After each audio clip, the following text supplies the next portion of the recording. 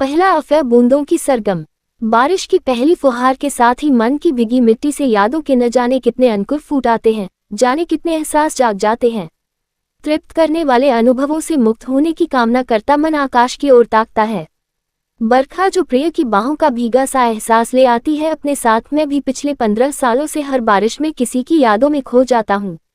बूंदे सरगम बनकर उसकी कहानी कानों में गुनगुनाने लगती है और मैं आकाश में उमड़ते घुमड़ते बादलों को तकते हुए उस कहानी को बूंद बूंद खुद में समाता रहता हूँ, जैसे तृप्त धरती बारिश की बूंदों को अपने में समाहित कर लेती है। 23 साल पहले काम और परिवार के तनावों से थोड़ी देर तक मुक्त रहने के लिए मैं नैनीताल चला गया था।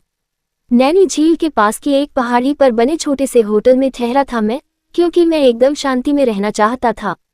जून का महीना था, वहाँ मौसम अच्छा था, न सर्दी न गर्मी।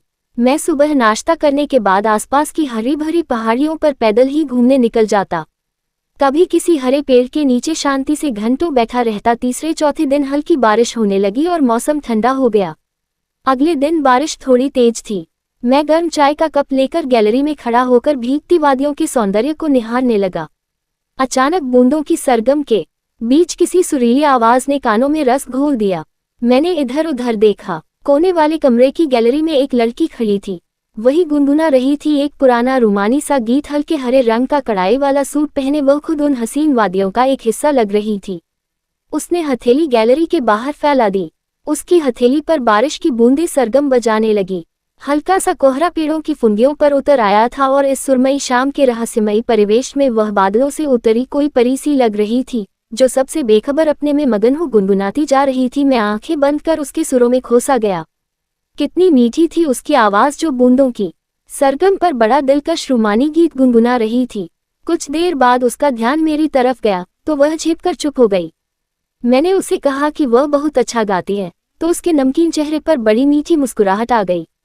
हम औपचारिक बातें करने लगे। पता चला वह अपनी माँ के साथ नैनीताल घूमने आए हैं, लेकिन आज उसकी माँ को बुखार लग रहा है, तो दोनों कमरे में ही थी। दूसरे दिन बारिश रुक गई।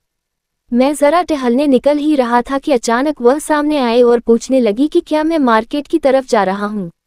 मेरे हाँ कहने पर बोली कि माँ की दवाएं और एक दो ज़रूरी चीज़ें लेनी है, तो क्या वो मेरे साथ चल सकती है। मुझे भला क्या ऐतराज हो सकता था। हम मेघ में भीगी सड़कों पर चलते हुए नैनी झील के पार बने मार्केट में पहुंचे। उसने मेडिकल स्टोर से अपना सामान लिया और वापस आ गई। रास्ते में गरम गरम भुट्टे सिंक रहे थे। हम ठंडी वादियों में गरम भुट्टे खाते हुए धीमे कदमों से लौट रहे थे। जाने क्या कशिश थी उसमें, या वो उम्र ही ऐसी थी कि दिल बरबस मेरे हाथ से निकलता जा रहा था।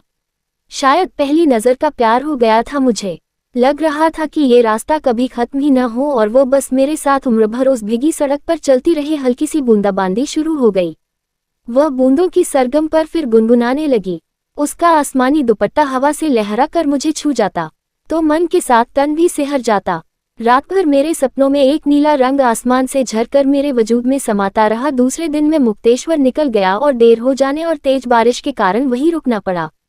तीसरे दिन जब आया तो वह जा चुकी थी। मैं उसका फ़ोन नंबर लेना भी भूल गया। उसी दिन रात में मैं भी लौट गया। बूंदों की सरगम में भीगी वो शाम मेरी पूरी उम्र पर हावी हो गई। आज भी जब भी बारिश होती है ऐसा लगता है वो मेरे बहुत करीब ही कहीं एक रूमानी गीत गुनगुना रही है।